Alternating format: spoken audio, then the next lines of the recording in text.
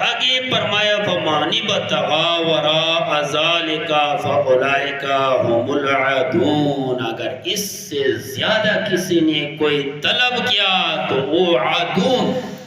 عادون کا مطلب کیا ہے؟ بارڈر کراس کرنا۔ اس نے اللہ تعالیٰ کی حدودوں کی بارڈر کو کراس کر دیا۔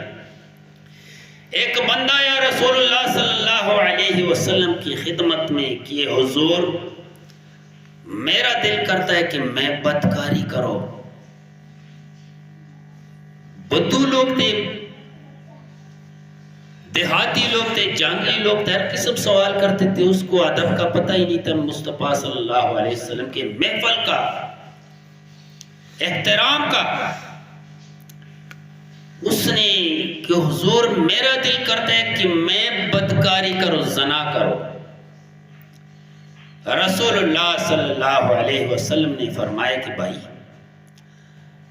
آپ کا دل چاہتا ہے کہ کوئی بندہ تیرے ماں کے ساتھ بدکاری کرے؟ اس نے کہا نہیں حضور۔ پھر فرمایا آپ کا دل چاہتا ہے کہ کوئی بندہ تیرے بیوی کے ساتھ زنا کرے، بدکاری کرے؟ حضور یہ بھی نہیں۔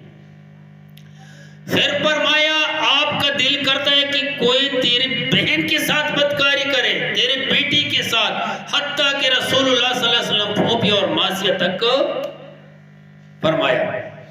اس نے کہا نہیں۔ بولا کہ نہیں تو ہر کسی کا دل نہیں چاہتا اپنی کس کی ماں کے ساتھ، کس کے بہن کے ساتھ، کس کی بیٹی کے ساتھ بدکاری کرنے، ہر بندے یہ انسانی عزت ہے، اپنی کس کی عزت کو لوٹنا ہے؟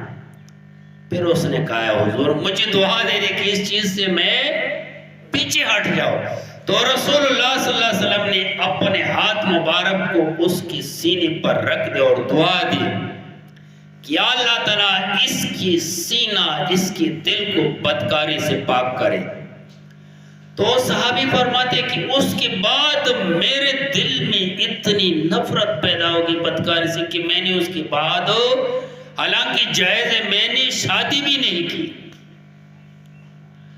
تو اس لیے یہاں پہ اللہ کریم نے فرمایا کہ اپنی بیویوں کے علاوہ جو ہے نا یہ، یا اپنی لونڈیوں کے علاوہ بدکاری کوئی بندہ کرے تو اس نے حدود اللہ، حقوق اللہ، اللہ تعالیٰ کے بارڈر کو کراس کر دیا۔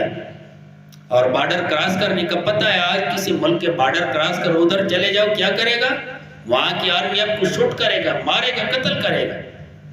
تو یہی اسلام کا بھی طریقہ ہے۔